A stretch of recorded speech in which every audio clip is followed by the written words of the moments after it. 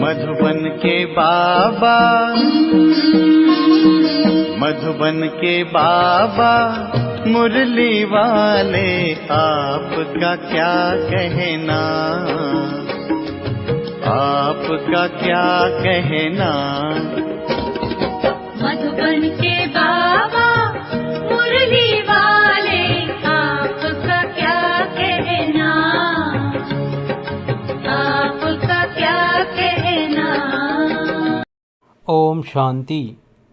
आज का मुरली 14/3/2024 प्रातः मुरली। ओम शांति। बाप दादा मधुबन। मीठे बच्चे, तुम्हें पढ़ाई कभी मिस नहीं करनी है। पढ़ाई से ही स्कॉलरशिप मिलती है, इसलिए बाप द्वारा जो नॉलेज मिलती है उसे ग्रहण करो। प्रश्न, लायक ब्राह्मण किसे कहेंगे, उसकी निशानी सुनाओ। उत्तर, फर्स्ट, लायक ब्राह्मण वह जिसके मुख पर बाबा का गीत ज्ञान कंठ हो। 2, जो बहुतों को आप समान बनाता रहे। 3, बहुतों को ज्ञान धन का दान पुण्य करे।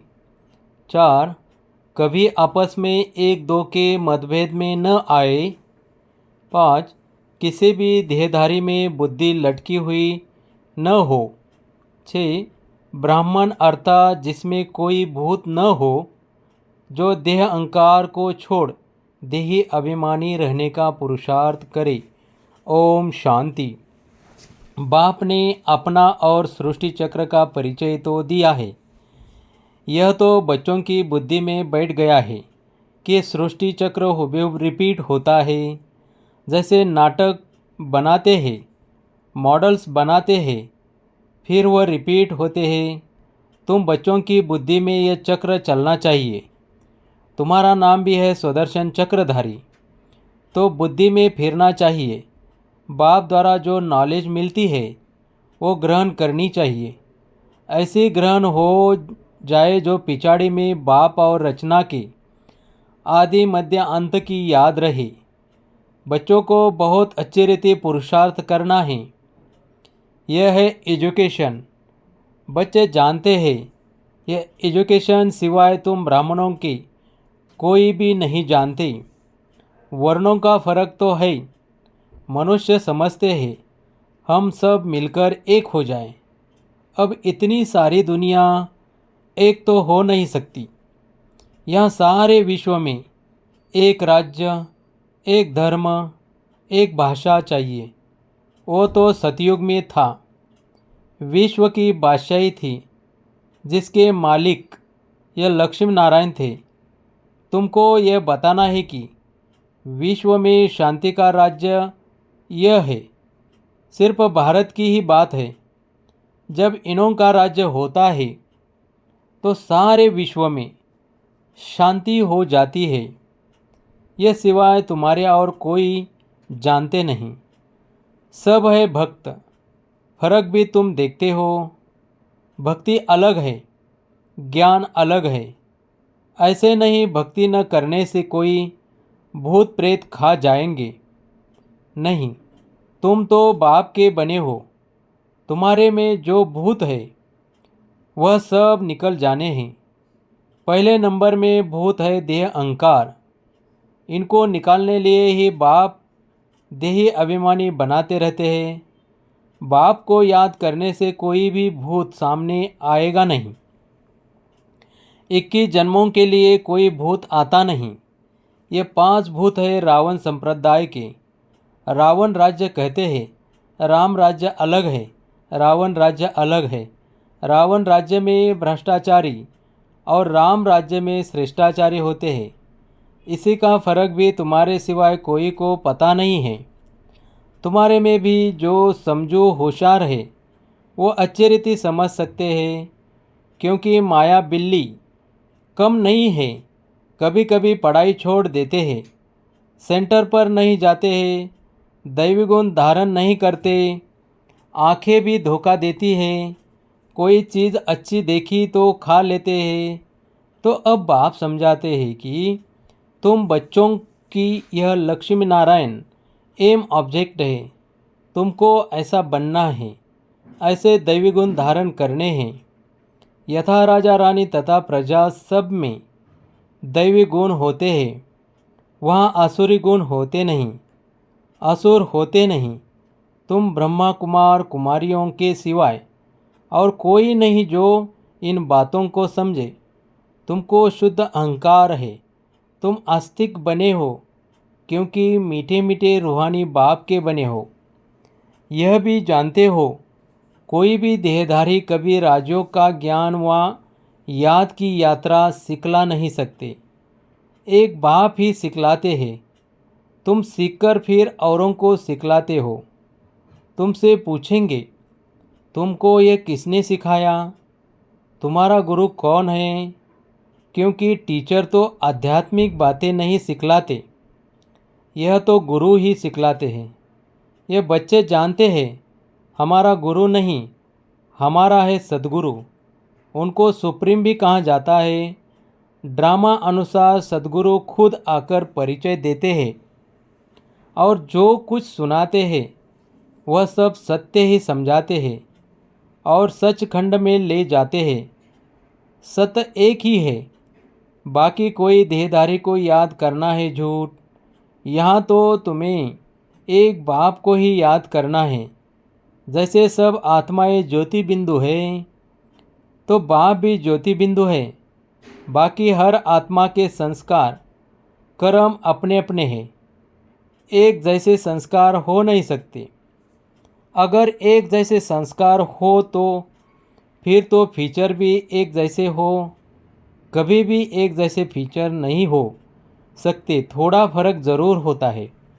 ये नाटक तो एक ही है, सृष्टि भी एक ही है, अनेक नहीं। ये गपोड़े लगाते कि ऊपर नीचे दुनिया है, ऊपर तारों में दुनिया है। बाबा कहते हैं यह किसने बताया? तो नाम लेते हैं शास्त्रों का। शास्त्र तो ज़रूर कोई मनुष्य ने लिखे होंगे, तुम जानते हो। यह तो बना बनाया खेल है। सेकंड बाय सेकंड जो सारी दुनिया का पार्ट बचता है, यह भी ड्रामा का बना बनाया खेल है। तुम बच्चों की बुद्धि में आ गया यह चक्र कैसे फिरता है। सभी मनुष्य मात्र जो है वह कैसे पार्ट बजाते हैं। बाबा ने बताया है सतयुग में सिर्फ तुम्हारा ही पार्ट होता है। नंबरवार आते हो पार्ट बजाने। बाबा कितना अच्छे रीति समझाते हैं। तुम बच्चों को फिर औरों को समझाना पड़ता है। बड़े बड़े सेंटर्स खोलते रहेंगे तो बड़े बड़े आदमी वहाँ आएंगे, गरीब भी आएंगे। अक्सर करके गरीबों की बुद्धि में झट बैठता है। बड़े बड़े आदमी भले आते हैं परंतु काम पड़ गया तो कहेंगे फुर्सत नहीं है। प्रतिज्ञा करते हैं हम अच्छी रीति पढ़ेंगे, फिर अगर नहीं पढ़ते तो धक्का लग जाता है। माया और ही अपने तरफ खींच लेती है। बहुत बच्चे हैं जो पढ़ना बंद कर देते हैं। पढ़ाई में मिस रहे तो ज़रूर फेल हो पड़ेंगे। स्कूल में जो अच्छे अच्छे बच्चे होते हैं वह कभी शादियों पर इधर उधर जाने की छुट्टी नहीं लेते हैं। बुद्धि में रहता है हम अच्छे रीति पढ़कर स्कॉलरशिप लेंगे, इसलिए पढ़ते हैं। मिस करने का ख्याल नहीं करते। उन्हों को पढ़ाई के सिवाय कुछ भी मीठा नहीं लगता। समझते हैं मुक्त समय वेस्ट होगा। यहाँ एक ही टीचर पढ़ाने वाला है तो कभी पढ़ाई मिस नहीं करनी चाहिए। इसमें भी नंबरवार पुरुषार्थ अनुसार है। देखते हैं पढ़ने वाले अच्छे हैं तो पढ़ाने वाले की भी दिल लगती है। टीचर का नाम बाला होता है, ग्रेड बढ़ती है, ऊंच पद मिलता है। यहाँ भी बच्चे जो जितना पढ़ते हैं उतना ऊंच पद पाते हैं। एक ही क्लास में कोई पढ़कर ऊंच पद पाते हैं, कोई कम। सबकी कमाई एक जैसी नहीं होती। बुद्धि पर मदार है। वो तो मनुष्य को पढ़ाते हैं। तुम जानते हो बेहद का बाप हमको पढ़ाते हैं तो अच्छी रीति पढ़ना चाहिए, गफलत नहीं करनी चाहिए। पढ़ाई को छोड़ना नहीं चाहिए। एक दो के ट्रेटर भी बन पड़ते हैं। उल्टी सुल्टी बातें सुनाकर परमत पर नहीं चलना चाहिए। श्रीमत के लिए कोई कुछ भी कहे, तुमको तो निश्चय है। बाप हमको पढ़ाते हैं, फिर वह पढ़ाई छोड़नी नहीं चाहिए। बच्चे नंबरवार है, बाप तो अव्वल नंबर है। इस पढ़ाई को छोड़ और कहाँ जाएंगे, और कहाँ से ये पढ़ाई मिल न सके। शिव बाबा से पढ़ना है, सौदा भी शिव बाबा से करना है। कोई उल्टी सुल्टी बातें सुनाकर औरों का मुख मोड़ देते हैं। ये बैंक शिव बाबा की है, समझो। कोई बाहर में सत्संग शुरू करते, कहते हैं हम शिव बाबा की बैंक में जमा करना है। कैसे करेंगे? बच्चे जो आते हैं शिव बाबा की भंडारे में डालते हैं। एक पैसा भी देते हैं तो 100 गुना होकर मिलता है। शिव बाबा कहते हैं तुमको इनके बदले महल मिल जाएंगे। यह सारी पुरानी दुनिया ख़त्म होने वाली है। धनवान अच्छे अच्छे कुटुंब से बहुत आते हैं। ऐसे कोई नहीं कहते कि हमारे शिव बाबा के भंडारे से परवरिश नहीं होती है। सबकी पालना हो रही है। कोई गरीब है, कोई साहूकार है। साहूकार से गरीब पलते हैं, इसमें डरने की बात नहीं। बहुत चाहते हैं हम बाबा के बन जाए, परंतु लायक भी हो, तंदुरुस्त भी चाहिए, ज्ञान भी दे सके। गवर्नमेंट भी बहुत जांच कर लेती है। यहाँ भी सब कुछ देखा जाता है। सर्विस कर सकते हैं, नंबरवार तो है। सब अपना अपना पुरुषार्थ कर रहे हैं। कोई अच्छा पुरुषार्थ करते करते फिर अब्सेंट हो जाते हैं, कारणे अकारणे आना छोड़ देते हैं।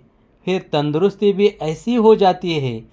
एवर तंदुरुस्त बनाने के लिए यह सब सिखाया जाता है। जिनको शौक है, समझते हैं, याद से हमारे पाप कटते हैं, वो अच्छी रीति पुरुषार्थ करते हैं। कोई तो लाचार टाइम पास कर रहे हैं। अपनी अपनी जांच करनी है। बाप समझाते हैं गफलत करेंगे तो वह पता पड़ जाएगा। ये किसी को पढ़ा नहीं सकते। बाबा कहते हैं 7 रोज में तुमको लायक ब्राह्मण ब्राह्मणी बन जाना है। सिर्फ नाम का ब्राह्मण ब्राह्मणी नहीं चाहिए। ब्राह्मण ब्राह्मणी वह जिनके मुख में बाबा का गीता ज्ञान कंठ हो। ब्राह्मणों में भी नंबरवार तो होते ही है।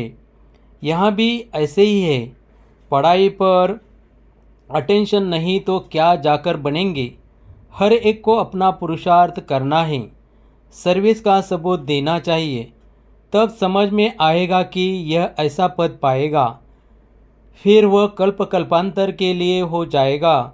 पढ़ते पढ़ाते नहीं है तो अंदर में समझना चाहिए कि मैं पूरा पढ़ा नहीं हूँ, तब पढ़ा नहीं सकता।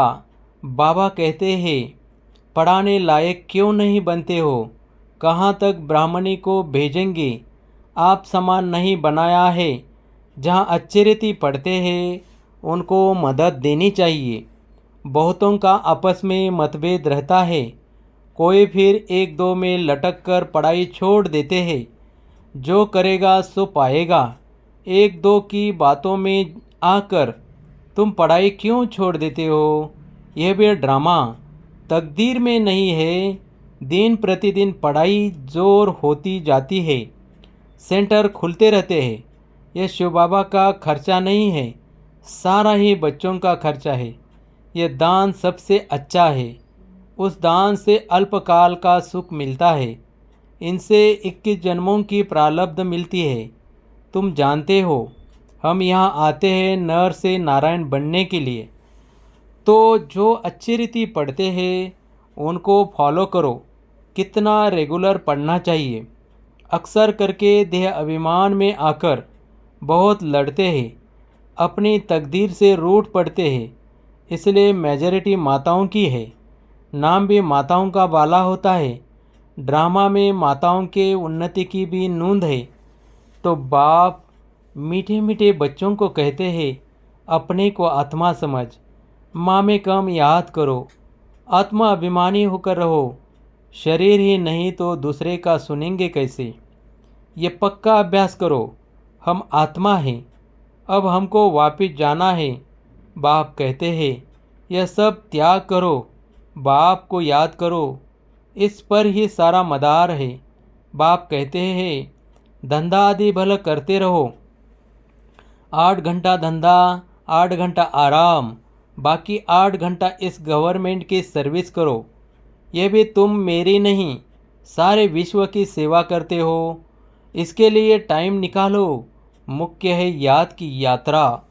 टाइम वेस्ट नहीं करना चाहिए। उस गवर्नमेंट की 8 घंटा सर्विस हो, उससे क्या मिलता है?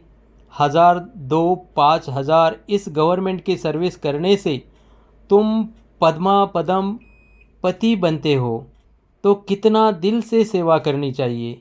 8 रत्न बने हैं तो ज़रूर 8 घंटा बाबा को याद करते होंगे।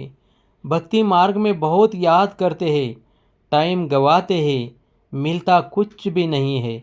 गंगा स्नान, जप तप आदि करने से बाप नहीं मिलता है। जो वर्षा मिले, यहाँ तो तुमको बाप से वर्षा मिलता है।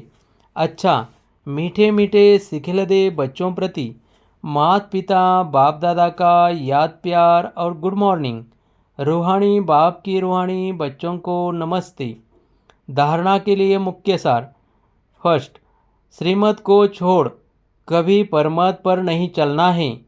उल्टी सुल्टी बातों में आकर पढ़ाई से मुख नहीं मोड़ना है। मतभेद में नहीं आना है।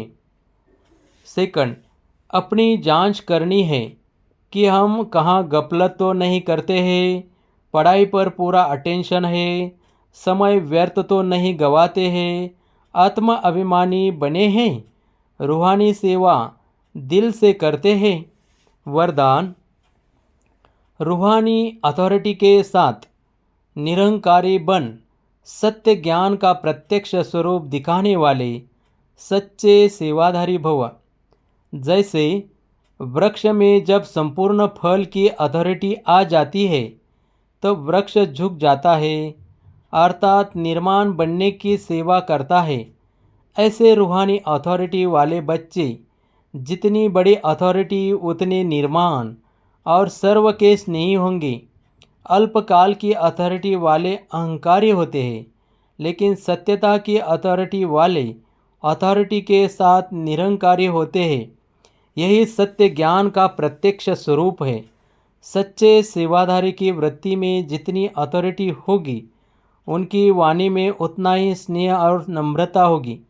स्लोगन, भाग्य का आधार त्याग है, बिना त्याग के भाग्य नहीं मिलता। ओम शांति।